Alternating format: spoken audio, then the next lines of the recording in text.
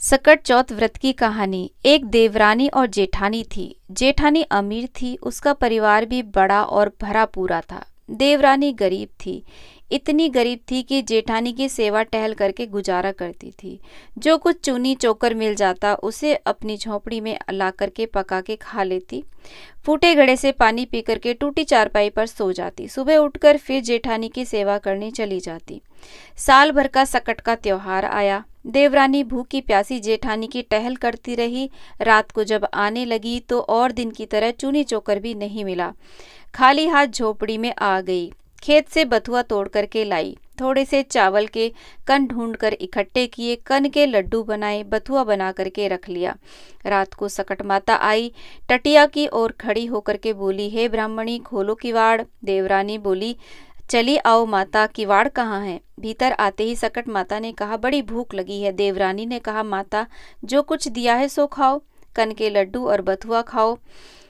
जब सकट माता छक कर खा चुकी और बोली, पानी तो पिला दो, देवरानी फूटी गगरी ले आई। पानी पीकर सकट माता ने सोने की इच्छा की।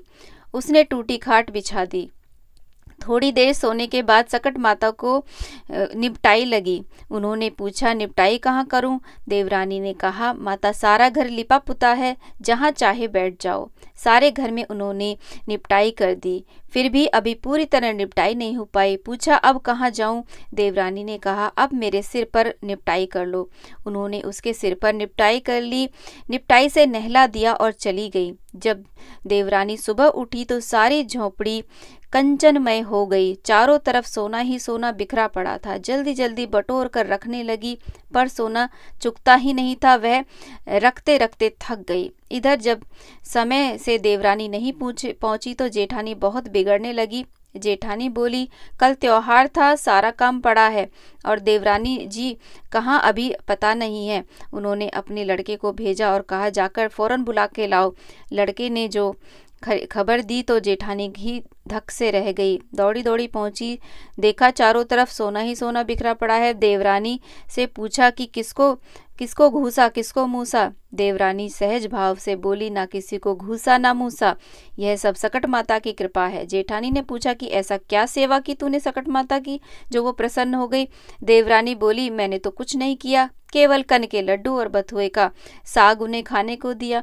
इस प्रकार उसने भी सब कुछ बता दिया। जेठानी घर आई और गरीबों की तरह रहने लगी। साल भर के बाद जब सकट माता का फिर से व्रत त्योहार आया तो देवरानी की भांति कन के लड्डू बनाए और बथुए का साग बना के रख दिया। फूटी गगरी टूटी चारपाई रख दी और सकट माता की राह देखने लगी। रात में सकट माता ने दरवाजा खटखटाया। जेठानी ने कहा, माता किवाड़ कहाँ है? टटिया खोलो, आ जाओ। सकट माता ने जो पिछले साल देवरानी के साथ किया वही सब किया। जेठानी ने कहा, माता जो कुछ है सो खाओ पियो, तुमसे कुछ छिपा तो नहीं है। सकट माता ने खाया पिया और टांगे फैलाकर सो गई। आधी रात को सकट माता ने जेठानी को गंदगी से नहला दिया। पूरे घर में गंदगी गंदगी और बदबू हो गई। अगले दिन जब सुबह उठी सबने ये बुरा हाल देखा। चलना मुश्किल था, चारों तरफ गंदगी ही गंदगी थी। और तभी देवरानी वहां पर आ गई। देवरानी ने कहा कि बहन, तुम तो अमीर थी, तुम्हारे पास सब कुछ था, तुमने गरीबी का नाटक किया। सकट माता सब कुछ जानती हैं, वो अंतर्यामी हैं।